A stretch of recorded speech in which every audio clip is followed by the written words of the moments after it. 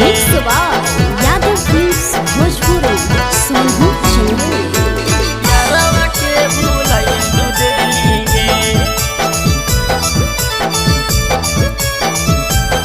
पहिलिया मन पिया गे रनिया यारवा के भुलाए नु देली गे गेली ससुरावा गे रनिया यारवा के भुलाए नु देली गे गेली ससुरावा गे रनिया यारवा के भुलाए नु देली गे पहिलिया मन पियावा गे रनिया यारवा के भुलाए नु गइली गे पहिलिया मन पियावा गे रनिया यारवा के भुलाए नु देली गे यारवा के भुलाए नु देली गे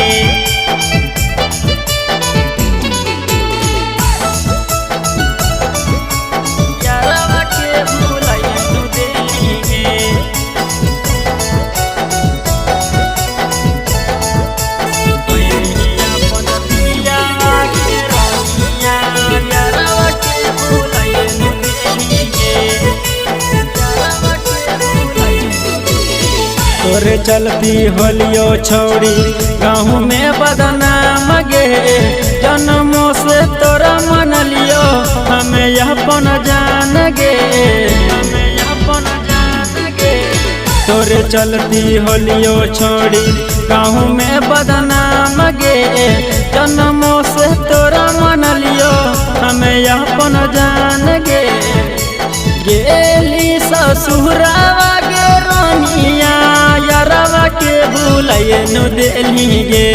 गेली ससुरावा गे रनिया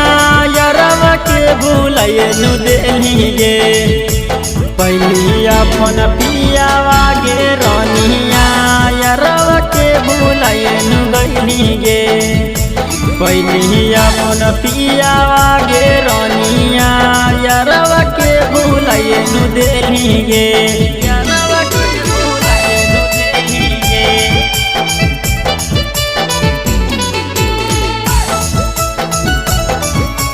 यारवा के भुलाए नु देली गे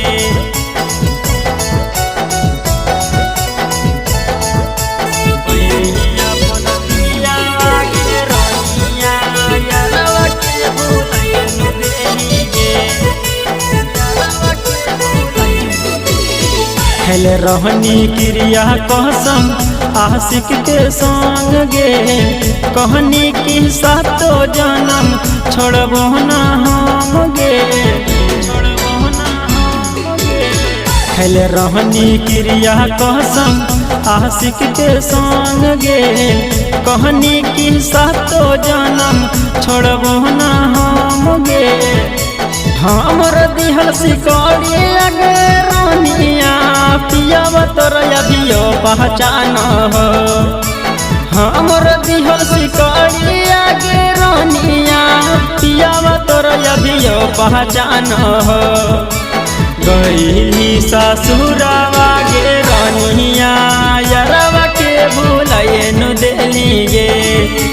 पहिलिया अपन पियावा गे रनिया यारवा के भुलाए नु देली गे।